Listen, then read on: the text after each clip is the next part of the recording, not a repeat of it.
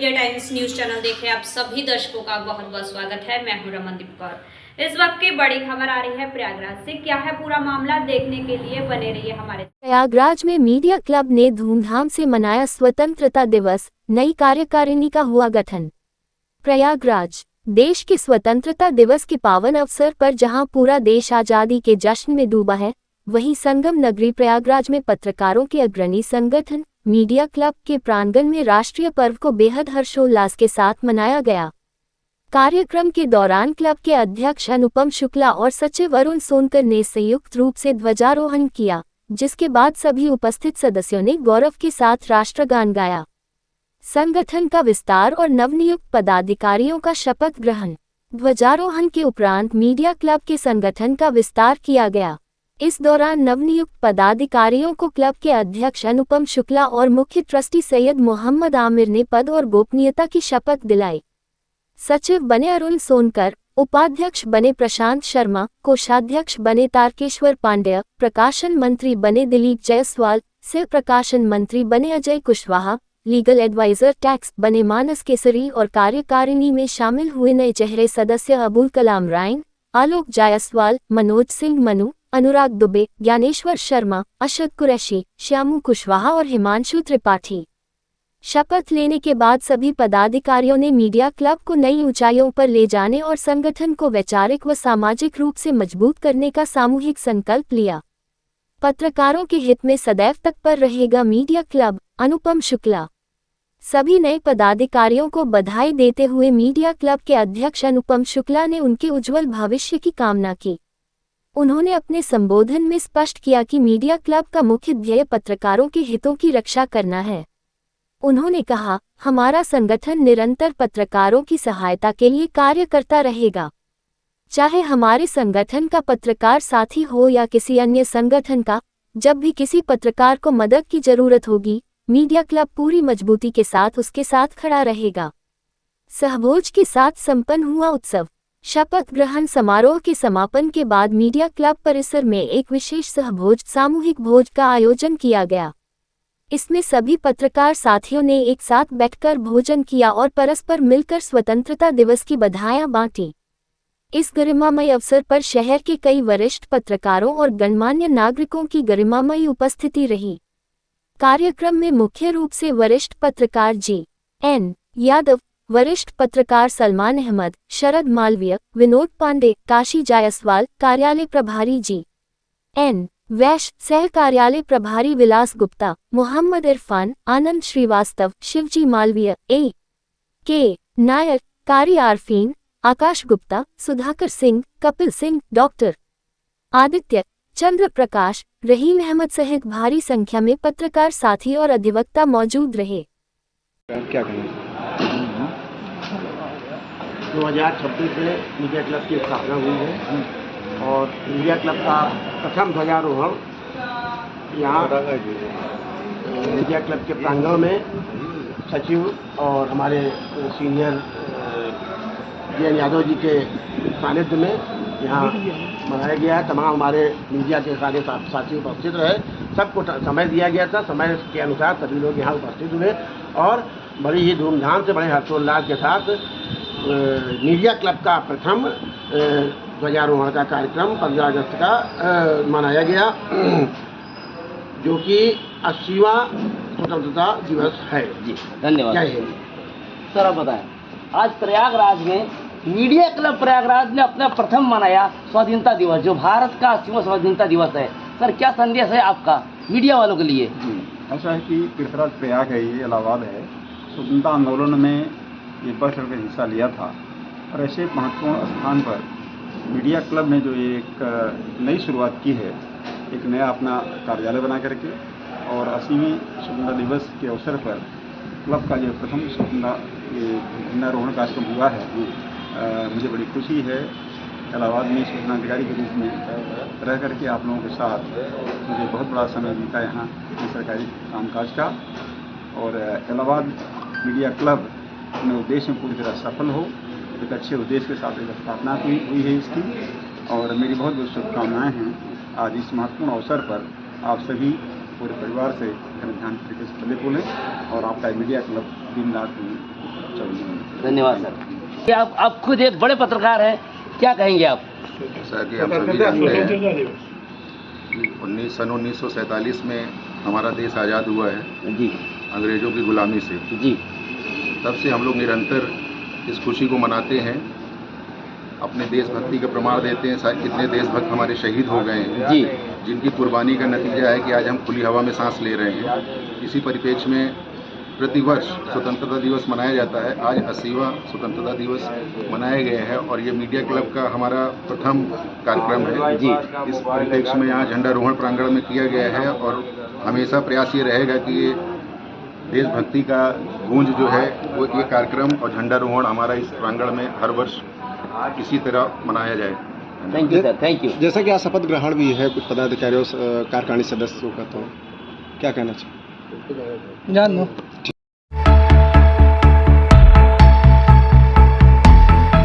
प्रयागराज संगम नगरी के करेली स्थित अदब घर में रविवार की शाम मशहूर शायर और वरिष्ठ पत्रकार तशना कानपुरी की याद में एक अजीमुश्शान शेरी नशिस्त काव्य गोष्ठी का आयोजन किया गया।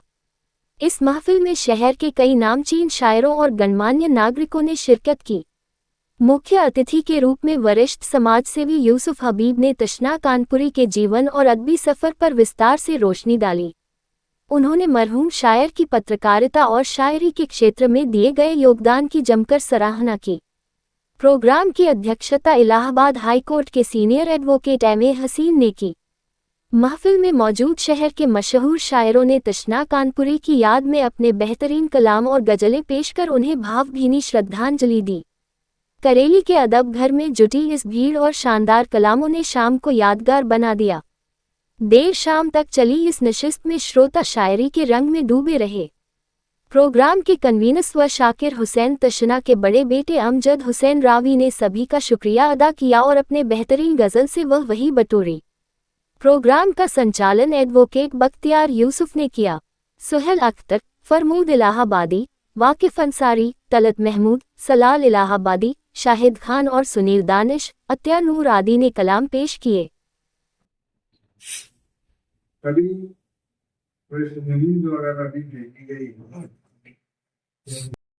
कहीं पे अल्फाज एक कभी देखते थे तो फौरन उसको फोन करके ये इसको इस तरह कर दिया जाए तो कैसा रहेगा। जबकि मैंने हदीस बगली से लेके शक्ति शमशी से लेके और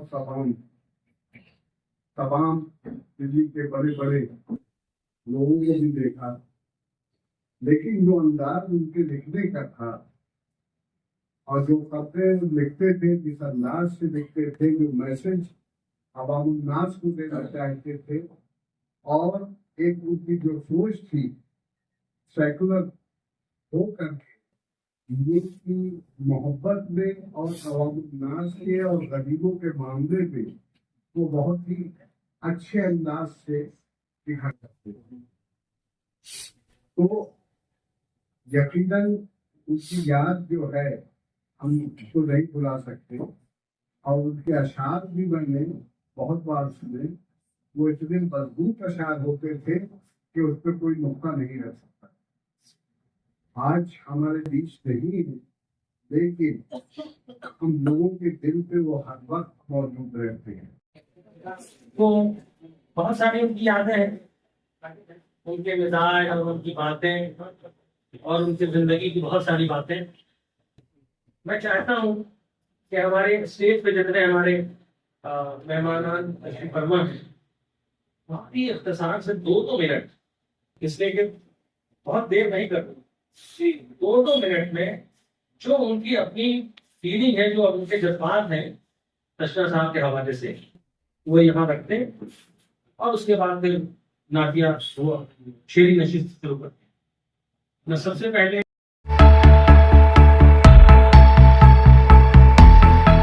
Allahabad nursing homes and private doctors welfare association की नवनिर्वाचित कार्यकारिणी का स्थापना समारोह संपन्न। संगम नगरी प्रयागराज में Allahabad nursing homes and private doctors welfare association की नवनिर्वाचित कार्यकारिणी एवं पदाधिकारियों का स्थापना समारोह रविवार को जिला पंचायत भवन प्रयागराज में गरिमा में एवं उत्साहपूर्ण वातावरण में संपन्न हुआ। समारोह में 350 से भी अधिक चिकित्सक सदस्यों ने सहभागिता की।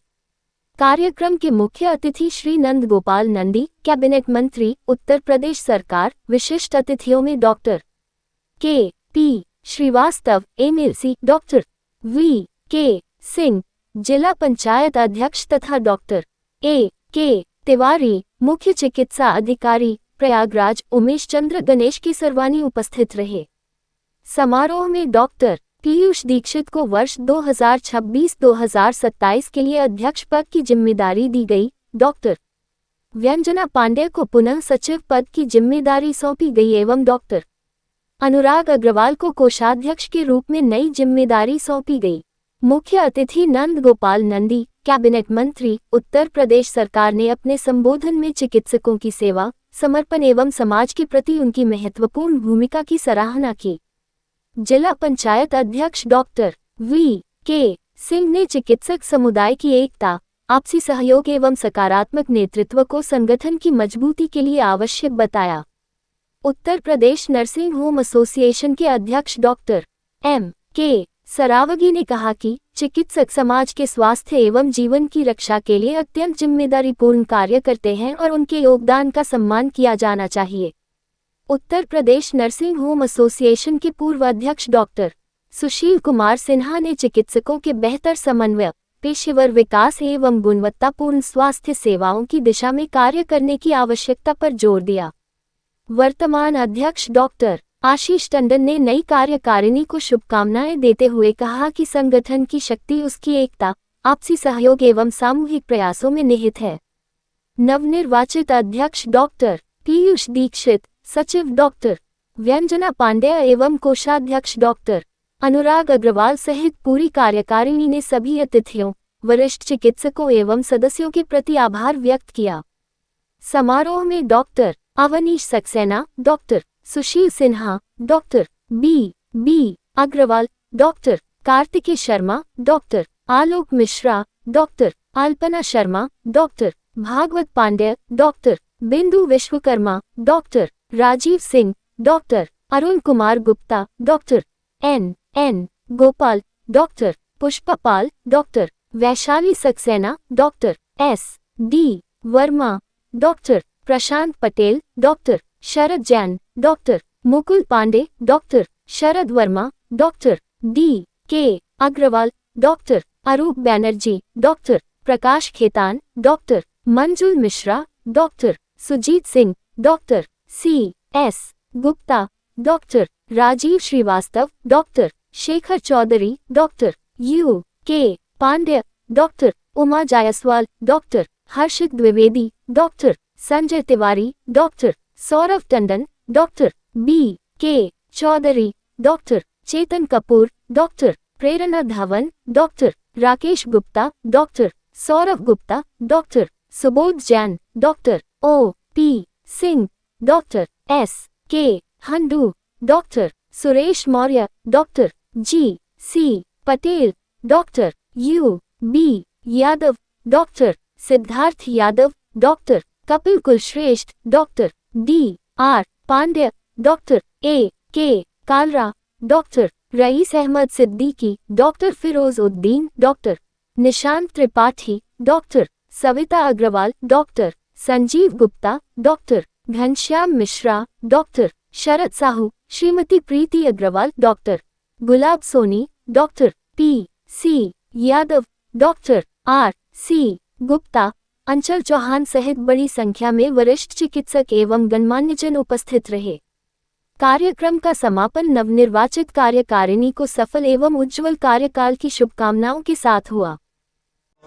किस तरह से देखते हैं जो आने वाला कार्यकाल है, किस तरह से रहेगा, क्या क्या योजनाएं हैं, क्या प्राथमिकता? देखिए, ये है कि अभी पूरा भारत ही एक तरह से बहुत सारी समस्याओं से गुजर रहा है। महंगाई है, दवाओं की कीमतें बढ़ रही हैं, पेट्रोलियम की वजह से बहुत सारी चीज़ें बढ़ रही हैं, कॉस्ट ऑफ ट्रीटमेंट बढ़ रहा है, इंटरपर्सनल कॉन्फ्लिक्ट्स बढ़ रहे हैं।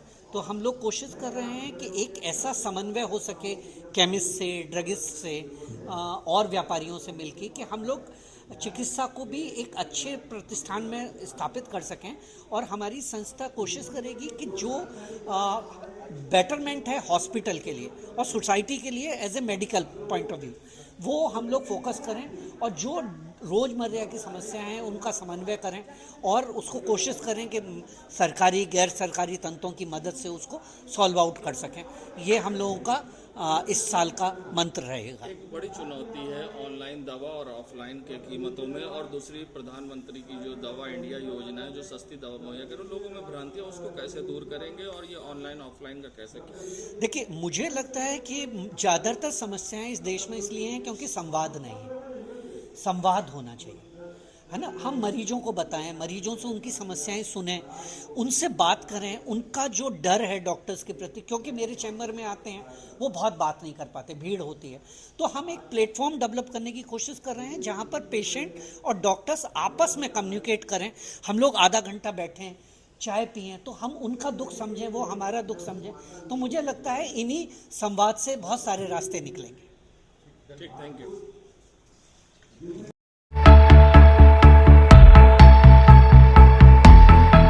प्रयागराज में कल रात से लगातार हो रही बारिश से जुड़ी खबर। प्रयागराज में कल रात से हो रही बारिश के कारण शहर हुआ जलमग्न। बारिश के कारण प्रयागराज की सड़क बनी, पुराने पुल के नीचे से जाने वाला रास्ता भी हुआ जलमग्न। पानी में फांसी स्कॉर्पियो आवागमन रुका। पहली बार करेले की 60 फीट रोड भी बनी, तालाब गाड़ी डूबी। निरंजन दत्त के पुल के नीचे भी हुआ भीषण जलभराव। बारिश के कारण करेली में जफीर की पुलिया के पास बारिश के पानी से मस्जिद दीवार में हुआ क्रैक। करेली के निचले इलाकों में बारिश के कारण कई घर डूबे, मौके पर पहुंची एनडीआरएफ। करेली के कई इलाकों में पानी भरा, एसीपी अतर सुइया ने मौके पर संभाली कमान। पुलिस और एनडीआरएफ ने कई घरों में फंसे लोगों को बोट से निकाला। लगातार हो रही 12 घंटे से बारिश के कारण जीवन हुआ अस्त व्यस्त, घरों में लोगों हुए कैद।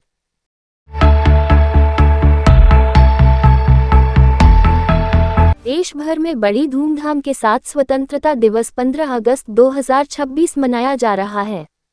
इसी क्रम में प्रयागराज के पुलिस लाइन में स्वतंत्रता दिवस मुख्य समारोह पर उत्तर प्रदेश के उप मुख्यमंत्री केशव प्रसाद मौर्य ने बतौर मुख्य अतिथि राष्ट्रीय ध्वज फहराया।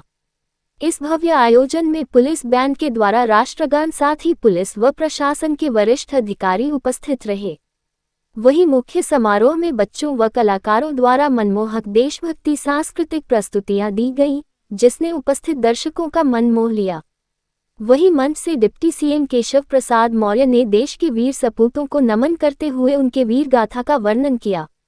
वहीं मीडिया से बात करते हुए उन्होंने नारी शक्ति वंदन अधिनियम व देश के युवाओं को लेकर अपनी प्रतिक्रिया दी, साथ ही विपक्ष पर भी जमकर निशाना साधा। सर्वप्रथम प्रयागवासियों को, प्रदेशवासियों को, देशवासियों को हार्दिक शुभकामनाएं एवं बधाई देता हूं। आज जब 80वां स्वतंत्रता दिवस समारोह हो रहा है तो प्रयागराज की पुलिस लाइन से लेकर के भारत के जो दिल्ली के लाल किले की प्राचीर तक से वंदे मातरम के सभी 6 छंद को गायन करने का कार्य हुआ है। आज का दिन ऐतिहासिक हो गया है। माननीय प्रधानमंत्री जी ने शक्ति सप्तधारा की जो आज बात कही है वह बहुत ऐतिहासिक बात है, और इसके आधार पर बहुत कम समय में भारत सभी क्षेत्रों में जो आगे बढ़ने का लक्ष्य निर्धारित किया है वह लक्ष्य अर्जित करेगा। भारत आर्थिक महाशक्ति भी और सामरिक महाशक्ति भी बनेगा ही, विकसित भारत बनेगा ही, लेकिन सबसे बड़ी बात है कि आत्मनिर्भर भारत बनेगा। और यह संकल्प आज जो लिया गया है सभी देशवासियों की ओर से, यह सफल हो, यही 80वें स्वतंत्रता दिवस समारोह पर सबको बधाई। नारी बंधन अधिनियम जो पास होना था, विपक्ष वजह से पास नहीं हुआ, प्रधानमंत्री जी ने आज स्वतंत्रता कि सब लोग इसको आगे बढ़ाएं। और देखिए, जो नारी शक्ति से टकराएगा वो राजनीति के क्षेत्र में मिट्टी में मिल जाएगा। उत्तर प्रदेश में गौमूत्र खरीदने की जो बात थी 10 रुपए में, उस पर अखिलेश ने कहा है कि ये विकसित भारत का चेहरा है कि अब जो भाजपा चीजें बेचती थी अब वो खरीदेगी। अब श्री अखिलेश यादव जी को मैं क्या कहूं, उनको इस देश के और प्रदेश के अंदर जो गौवंश है उसकी रक्षा करना, उसका दूध, उसका गोबर, उसका मूत्र जो सब उपयोगी है। अगर उसकी कोई योजना बनी है तो मेरे ये नहीं समझ में आता श्री अखिलेश यादव के पेट में दर्द क्यों हो रहा है। अगर वह ये सोचते हैं कि अब उत्तर प्रदेश के अंदर कोई गौ माता या गौवंश के गर्दन पे खंजर चलाएगा तो असंभव है। प्रधानमंत्री बोल रहे हैं कि छात्र जो है विकसित भारत के लिए अहम भूमिका निभाएंगे। हाँ, निश्चित तौर से आज माननीय प्रधानमंत्री जी ने जो कहा है 1 लाख करोड़ रुपए जो हमारे छात्र हैं, युवा हैं, उनके इनोवेशन के लिए जो बजटीय व्यवस्था भारत सरकार की ओर से, प्रदेश सरकार की ओर से भी 10,000 करोड़ की व्यवस्था है, इसको लेने के लिए वो आएँ और नए नए नवाचार करें। दुनिया के ऊपर देश को निर्भर नहीं रहना चाहिए, बल्कि दुनिया को भारत के ऊपर निर्भर रहना चाहिए। देश दुनिया की खबरों के लिए world media times news channel को सब्सक्राइब करें।